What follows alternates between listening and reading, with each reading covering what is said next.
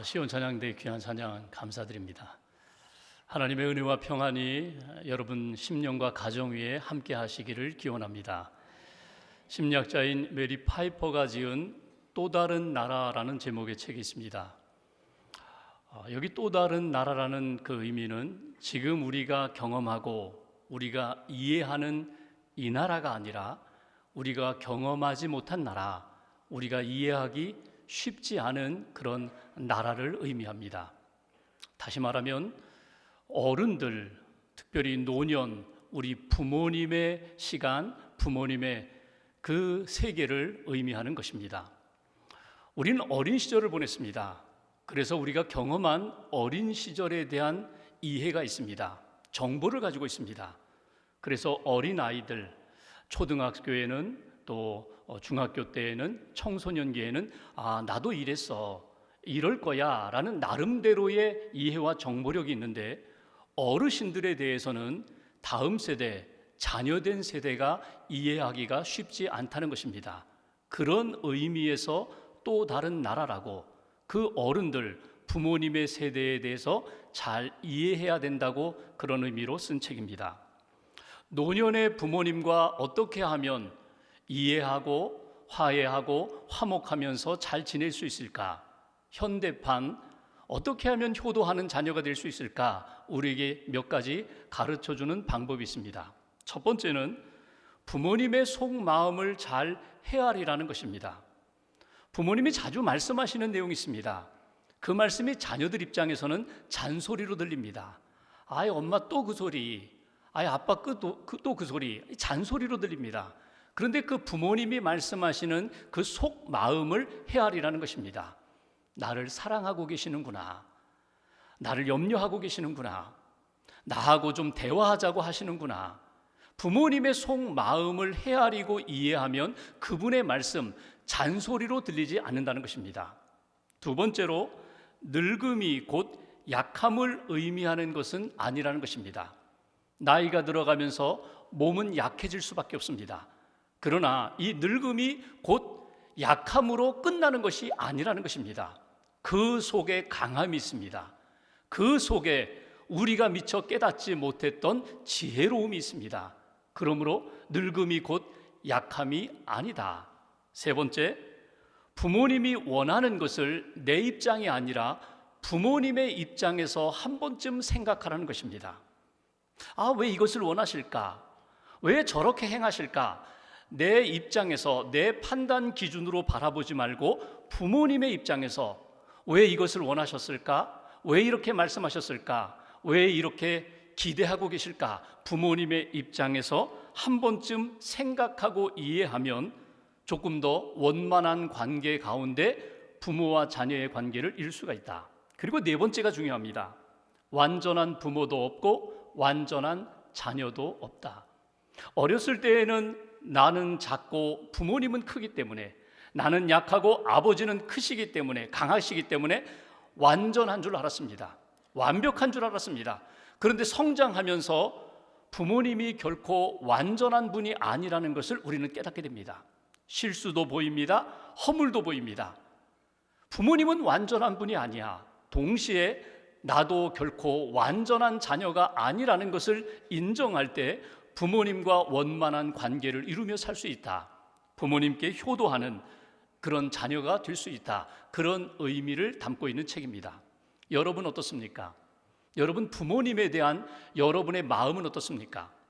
부모님에 대한 여러분의 생각은 어떻고 여러분의 감정은 어떻습니까?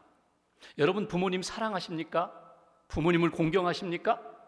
그렇다면 여러분은 부모님을 어떻게 공경하고 있습니까? 오늘 본문은 홍수 심판 이후에 구원받은 노아의 가정에서 일어난 일입니다. 노아가 농사를 시작합니다. 포도나무를 심고 포도 열매를 거둡니다. 그리고 포도주를 담갔습니다. 어느 날 그 포도주를 너무 많이 마셨습니다. 취하여 부끄러운 모습이 되었습니다. 이런 상황에서 아버지 노아를 대하는 3명의 자녀들, 그 자녀들의 모습과 마음과 태도를 통해서 어버이 주일에 자녀된 우리들이 부모님을 향하여 어떤 마음을 가져야 할까? 어떻게 부모님을 사랑하고 섬기는 것이 하나님이 기뻐하시는 자녀됨의 모습인가? 오늘 말씀을 통하여 교훈을 얻고자 합니다. 먼저 20절 말씀을 보십시오. 20절 한 절을 같이 봉독하겠습니다. 노아가 농사를 시작하여 포도나무를 심었더니, 농사를 시작했습니다. 포도나무를 심었습니다. 21절 함께 봉독합니다. 포도주를 마시고 취하여 그 장막 안에서 벌거벗은지라. 여기 두 가지 눈에 띄는 구절이 있습니다. 하나는 노아가 포도주를 마시고 취했다는 것입니다. 여기 취했다라는 이 동사는 마시고 또 마셔서, 그러니까 마신 것의 최상급입니다. 더 마실 수 없는 상태, 만취된 상태라는 것입니다. 포도주를 이렇게 마시다 보니까 벌거벗은지라, 자기 통제력이 상실되었습니다. 그래서 스스로 옷을 벗고 그렇게 누워 자는 상태가 되어버렸다는 것입니다.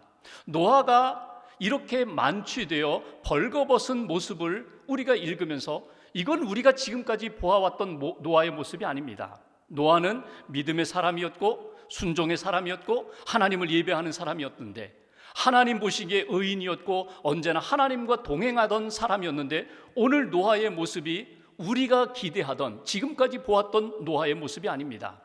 왜 노아는 이렇게 만취했을까? 노아는 왜 이렇게 부끄러운 상태가 되었을까? 학자들은 여러 가지로 이야기합니다. 노아가 힘들었을 것이다. 지난 시간들 홍수로 인하여 죽었던 사람들도 생각날 것이고, 우리는 살았지만 농사를 지으면서 고독함도 있었고 고된 노동에 시달림도 있었을 것이다.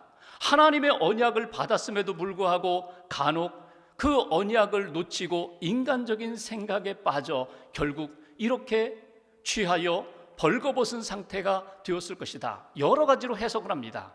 그런데 우리가 오늘 노아의 이 모습, 부끄러운 모습을 보면서 20절 한번 보실까요? 첫 출발을 성경은 이렇게 표현합니다. 노아가 농사를 시작하였다. 여기 농사를 시작한다라는 이 표현이 히브리어로 보면은 이쉬 하 아다마입니다. 이쉬는 사람이고 아다마는 흙, 땅을 이야기합니다. 그러니까 노아가 땅의 사람이 되어서 포도나무를 심었다. 직역하면 이렇게 됩니다. 노아는 하늘의 사람이었습니다. 하나님을 바라보았고 하나님의 말씀을 들었고 하나님과 동행하였고 하나님의 말씀에 순종했던 사람입니다.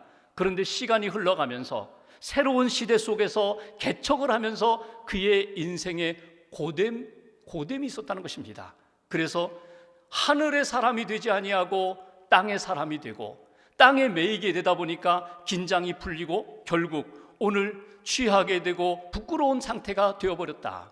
여기서 우리는 깨닫게 됩니다. 영적으로 깨어있지 못하면 오늘 노아처럼 이렇게 취하고 부끄러운 상태가 될 수 있다는 것. 인간은 결코 완전한 존재가 아니라는 것. 완전한 자와 같지만 완전하지 못할 때도 많고, 의로운 것 같지만 하나님 앞에서 그 믿음의 의의를 끝까지 지키지 못하고 실수하고 넘어지는 것이 우리 연약한 인간이라는 것. 중요한 것은 하나님을 믿고 하나님과 동행하던 삶도 어느 순간에 하나님과 멀어지고 이렇게 하나님 앞에서 떨어지고 이렇게 하나님 앞에 아름답지 못한 그런 모습이 될 수 있다는 것을 노아의 모습을 통해서 우리는 깨닫게 됩니다. 여기에 주시는 첫 번째 메시지가 있습니다. 깨어 있어야 한다는 것입니다. 깨어나야 한다는 것입니다. 영적으로 하나님 앞에서 늘 깨어서 하나님의 사람답게 살아가야 한다는 것입니다. 구원 받았습니다. 하나님의 은혜를 받았습니다. 하나님의 큰 역사를 경험했습니다. 그럼에도 불구하고 어느 한순간에 우리가 깨어있지 못하면 넘어질 수도 있다. 사도 바울이 고린도전서 10장 12절에 이렇게 권면합니다. 그런즉 선줄로 생각하는 자는 넘어질까 조심하라. 섰습니다. 믿음의 정상에 올랐습니다. 하나님의 큰 역사를 이루었습니다. 그러나 긴장하지 않으면, 영적으로 깨어있지 않으면 우리가 쉽게 취하여 이렇게 부끄러운 상태로 넘어질 수 있다는 사실을 노아를 통하여 우리는 발견하게 됩니다. 여러분, 인생을 살아가면서 믿음의 큰 성취감을 얻을 때가 있어요. 하나님의 은혜 가운데 성공하는 때가 있어요. 그런데 그 성공의 시간이 흘러가면서, 시간이 이렇게 흘러가고 세월이 흘러가면서 그 하나님의 큰 역사를 지키지 못하면, 유지하지 못하면, 하나님을 바라보고 하나님과 동행하고 하나님이 주신 약속의 말씀을 날마다 되새기지 않으면 우리는 쉽게 미끄러지고 넘어질 수밖에 없다는 것입니다. 왜냐하면 너무나 많은 것들이 우리를 유혹하고 있어요. 우리를 취하게 만들고 있어요. 우리를 넘어지게 만들고 있어요. 우리를 발가벗기는 부끄러운 상태를 만드는 일들이 세상에 너무나도 많다는 것입니다. 그래서 오늘 우리가 깨어 있어야 한다라고 할 때에 제일 먼저 중요한 것은 나 자신을 점검해야 돼요. 노아의 실수를 바라보면서 나는 지금 깨어 있는가? 나는 깨어 있어야 되는데 내가 과거에 아무리 은혜를 받고 하나님의 놀라운 역사에서 승리의 경험을 했다 하더라도 지금 이 시간 내가 깨어서 하나님을 바라보고 하나님의 은혜 가운데 언제나 믿음의 반석에 서야 한다는 것. 여러분, 하나님을 바라보면은요, 나는 언제나 작습니다. 교만할 수가 없어요. 하나님을 바라보고 하늘을 바라보고 사는 인생은 결코 교만할 수 없어요. 하나님을 바라보지 않는 그 순간부터 나만 보이고 세상만 보이고 땅만 바라보면은 그 다음부터는 내가 커져요. 교만해져요. 하나님 앞에 영적으로 깨어있지 못하고 잠들어 버려요. 나태해져 버려요. 그리고 무너지는 그런 인생. 오늘 나도 다를 바가 없다는 것. 오늘 노아의 실수하는 모습을 보면서 나 자신이 깨어 있어야 한다는 것. 또 하나, 내가 깨어서 우리의 부모님을 바라보아야 한다는 것. 내가 영적으로 깨어서 우리 부모님을 인간적으로 바라보지 않고 은혜 받은 자답게, 믿음의 사람답게 부모님을 바라보아야 한다는 것. 여러분, 연로하신 어르신들을 보면서, 부모님을 보면서 실망할 때가 많아요. 우리 아버지 평생 그렇게 살지 않으셨는데, 우리 어머니 그런 실수 하신 적이 없으신데 왜 그러실까? 왜 그런 일을 하실까? 왜 그런 말을 하실까? 그러면서 실망했다고 말하는 때가 많아요. 근데 그렇지 않습니다. 얼마든지 그러실 수 있어요. 연약하기 때문에, 연로하셨기 때문에. 우리의 마음과 우리의 생각이 믿음 안에서 영적으로 깨어 있으면 얼마든지 이해하고 품을 수가 있어요. 그것이 깨어 있는 믿음의 자녀의 모습입니다. 어떤 집사님이 목사님을 찾아와서 상담을 요청했습니다. 내용은 이런 것입니다. 우리 시어머님이 권사님이신데 평생 그렇게 자유로운 권사님으로 사셨는데 최근 치매 증세가 생겼다는 거예요. 그래서 평소에 하시지 않던 말씀도 하시고 거칠게도 말씀하시고 거칠게 행동하신다는 거예요. 감당이 안 된다고. 어쩌면 좋겠느냐고. 목사님이 그 이야기를 들으면서 갑자기 한 분이 생각났어요. 한국 교회의 성자와 같은 목사님이 생각났어요. 집사님, 이 목사님 아시죠? 안다는 거예요. 이 목사님이 평생 그렇게 성자와 같이 사셨는데 한국 교회를 위하여 그렇게 헌신하시고 이 나라 이민족을 위하여 그렇게 헌신하신 목사님, 90이 넘어서 그분에게 치매 증세가 왔습니다. 후배 목사님들이 찾아갔어요. 알아보지도 못해요. 그리고 거칠게 말씀을 하십니다. 욕을 막 퍼부시는 거예요. 그 원로 목사님에 대한 이야기를 하시면서 어머님도 그러실 수 있다고, 평생 믿음으로 사셨지만 노년에 그러실 수 있다고, 어머님 잘 보살펴드리라고, 기도하면서 잘 섬기시라고 기도받고 가셨어요. 그리고 얼마 지나지 않아서 어머님은 하늘나라 가셨어요. 장례식 마친 다음에 목사님을 다시금 찾아와서 이런저런 이야기를 하면서 집사님이 목사님에게 이렇게 이야기하셨다고 합니다. 목사님께서 그날 해주셨던 그 목사님에 대한 이야기가 저에게는 참 큰 위로가 되었습니다. 어머님을 섬기면서 이러실 수도 있지. 평생 반듯하게 사셨는데, 평생 믿음으로 사셨는데 어머니 믿음, 그 진짜 믿음인가? 이런 회의가 들 때에 어머님 믿음으로 사셨고 지금 약한데 내가 섬겨드려야지, 내가 품어드려야지. 여러분, 믿음의 사람 노아가 노년에 실수하는 모습을 통해서 여러분, 우리 자신이 깨어나야 합니다. 믿음으로 깨어나야 합니다.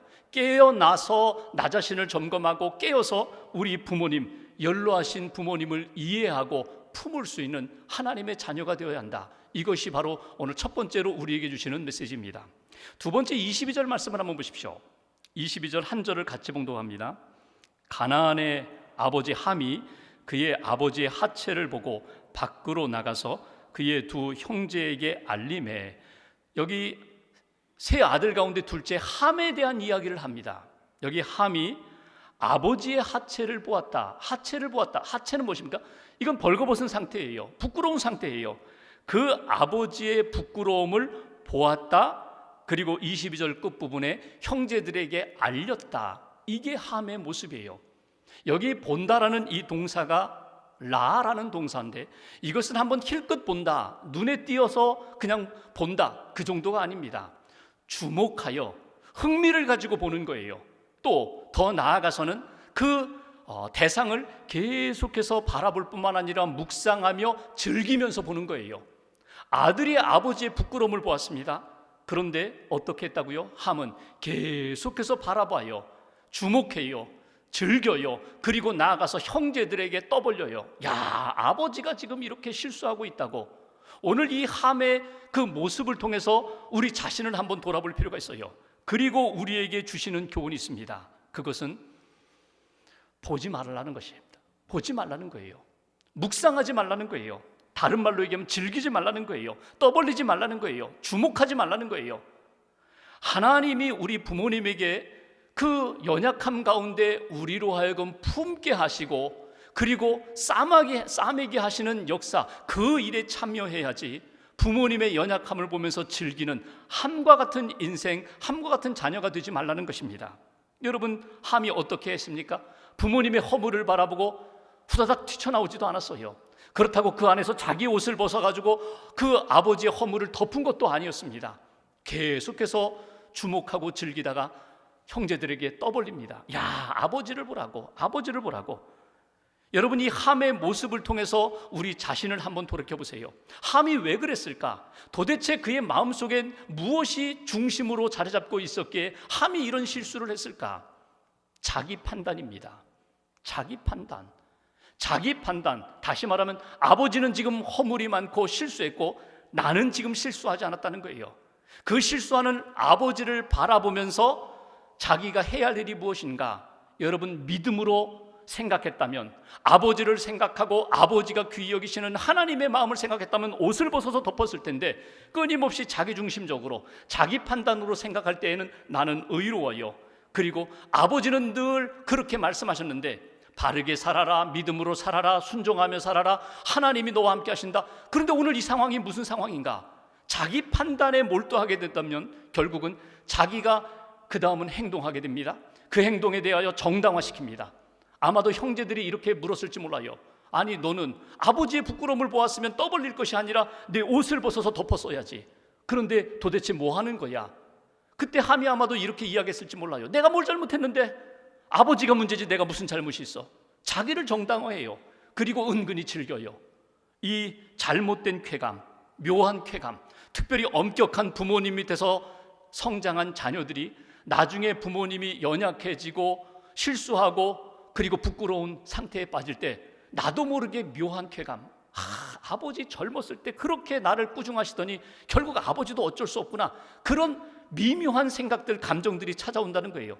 여기 함이 가지고 있었던 그 마음, 혹시 내 안에 꿈틀거리고 있지는 않는지 점검하시라는 거예요. 그리고 보지 마시라는 거예요. 묵상하지 말라는 거예요. 끊임없이 내 안에 그런 마음이 찾아올 때에 하나님, 이 마음을 버리게 해주세요. 오히려 주님의 마음을 품게 해주세요. 주님의 마음을 품고 내가 지금 해야 할 일이 무엇인지를 깨닫게 해주시고 순종하게 해달라고. 부모님은 시간이 흐를수록 약해질 수밖에 없습니다. 마음도 약하고 몸도 약하고 분별력도 약하고 판단력도 약합니다. 그것이 우리 부모님의 모습이고 노아의 모습입니다. 성숙한 자녀는, 믿음의 자녀는 부모님의 허물을 결코 즐기지 않습니다. 자기의 판단, 자기의 생각을 중심으로 해서 부모님을 정죄하지 않습니다. 자기를 정당화하지 않습니다. 잠잠히 기다리면서 하나님 앞에 기도합니다. 은혜를 구합니다. 그리고 내가 이때에 무엇을 해야 하는지 믿음으로 결정한다는 것입니다. 언제나 부모님을 돌아보면서 나 자신을 점검하고 부모님의 부끄러움을 더 부끄럽게 하지 않는, 부끄러움을 덮어줄 수 있는 하나님의 자녀가 되어라. 이것이 오늘 하나님이 우리에게 기대하시는 믿음의 자녀들의 모습이라고. 이것이 오늘 우리에게 주시는 두 번째 메시지입니다. 세 번째 23절 말씀 보십시오. 23절 한 절을 같이 봉독합니다. 셈과 야벳이 옷을 가져다가 자기들의 어깨에 메고 뒷걸음쳐 들어가서 그들의 아버지의 하체를 덮었으며 그들이 얼굴을 돌이키고 그들의 아버지의 하체를 보지 아니하였더라. 여기 보시면 셈과 야벳, 첫째와 셋째 아들의 모습이 나타납니다. 옷을 가지고 어깨에 메고 뒷걸음 쳤다. 어깨에 맸다는 종의 모습이에요. 종이 주인에게 행하는 모습. 어깨에 옷을 메고 뒷걸음쳐 덮으려고 하는 모습. 그런데 주목할 두 단어가 있습니다. 그건 뭐냐면 아버지의 하체를 덮었다, 아버지의 하체를 보지 아니하였다. 성경은 분명하게 이야기합니다. 함의 모습과는 정반대의 모습이에요. 함은 보고 즐기고 떠벌리는데 오늘 셈과 야벳은 어떻게 합니까? 덮었습니다. 그리고 떠벌리지 아니하고 오히려 보지 않고 품었습니다. 오늘 여기 덮었다라는 이 표현이 그냥 옷으로 덮었다, 가렸다라는 의미보다 영적으로 본다면 죄를 가리우고 용서하는 그런 모습입니다. 부끄러움을 떠벌리는 것이 아니라 아버지의 부끄러움을 덮으면서 존귀함으로 지켜주는 자녀의 모습입니다. 여기에 우리에게 주시는 세 번째 메시지가 있어요. 여러분 부모님의 실수와 약함과 허물이 드러날 때에 여러분 덮어주시라는 거예요. 덮어드리라는 거예요. 부모님의 실수와 연약함을 덮어드리는 것을 하나님이 보고 계세요. 그 부모님이 보고 계세요. 우리가 어렸을 때 보십시오. 우리가 어렸을 때 우리 부모님, 어머니, 아버지가 우리를 얼마나 많이 덮어주셨는지 몰라요. 얼마나 많이 우리를 받아주셨는지 몰라요. 덮어주셨다. 여러분 이런 겁니다. 실수합니다. 잘못합니다. 그때마다 어떻게 하세요? 다 용서해 주셨어요. 다시는 그러지 말아라. 덮어주셨어요. 품어주셨어요. 또 물어봅니다. 아빠 이건 뭐야? 엄마 이건 뭐야? 이건 왜 그래? 저건 왜 그래? 수도 없는 많은 질문을 던졌어도 다 받아주셨어요.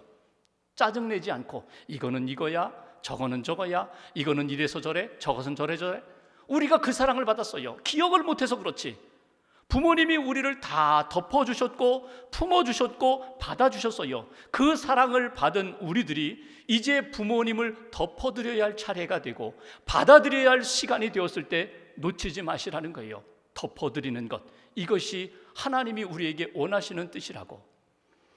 어떤 가정에서 80이 넘은 시아버지와 이제 60 가까이 된 이 며느리가 대화를 합니다. 시아버지가 며느리에게 이렇게 묻습니다. 아가야, 오늘이 며칠이니? 예, 오늘이 며칠입니다. 음력으로는 며칠이니? 예, 며칠입니다.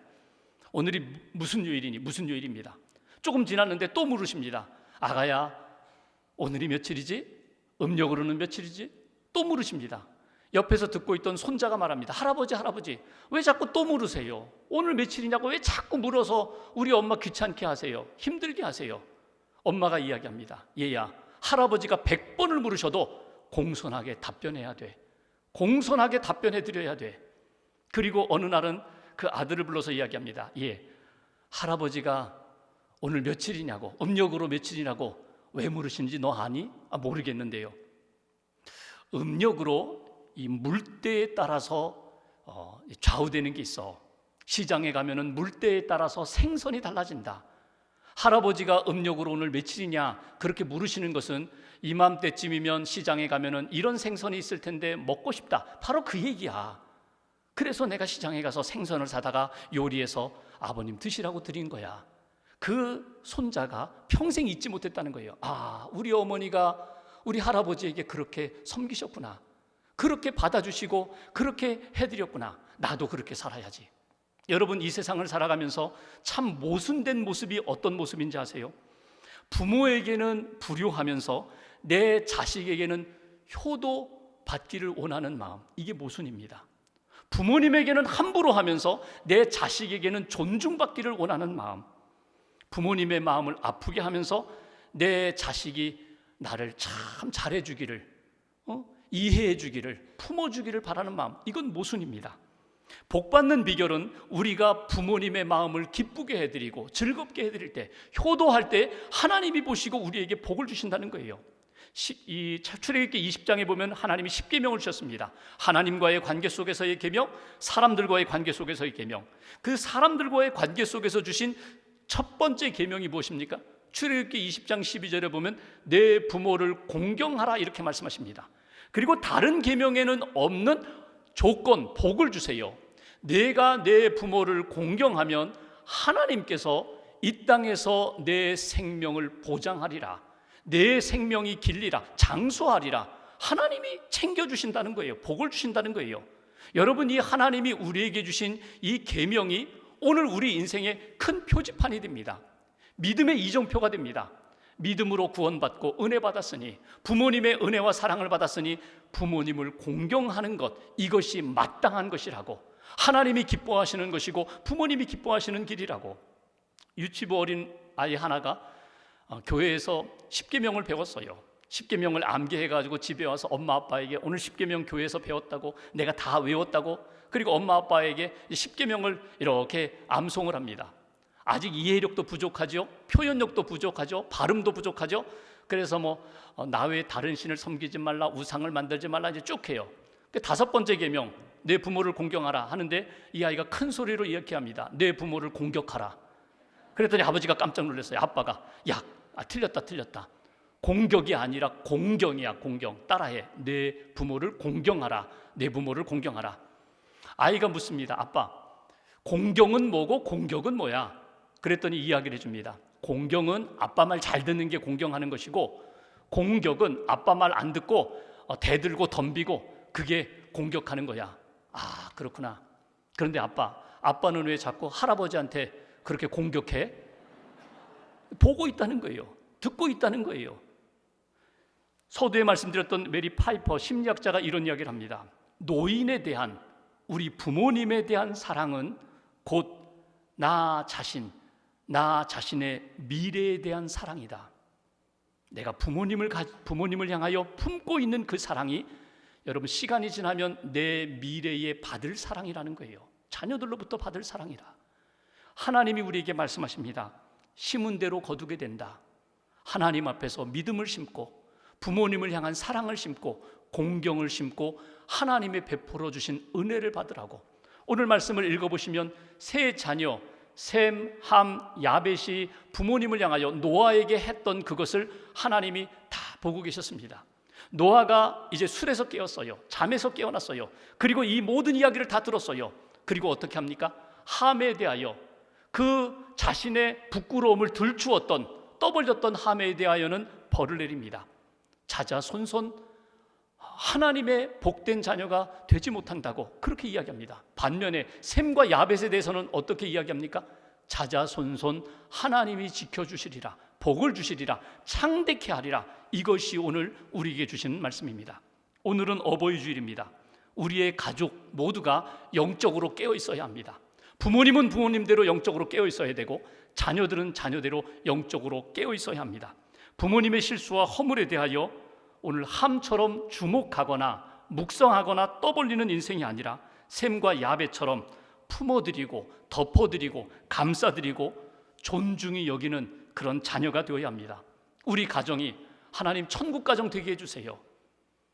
부모님을 공경하고 부모님은 자녀들에게 마음껏 축복하는 가정, 하나님이 은혜를 베풀어 주시고 하나님의 사랑이 넘치는 그런 천국 가정 되게 해주세요. 오늘과 한 주간 동안 기도하시면서 하나님이 우리에게 예비하신 그런 놀라운 은혜와 복을 경험하는 저와 여러분 되시기를 주님의 이름으로 기원합니다. 기도하겠습니다.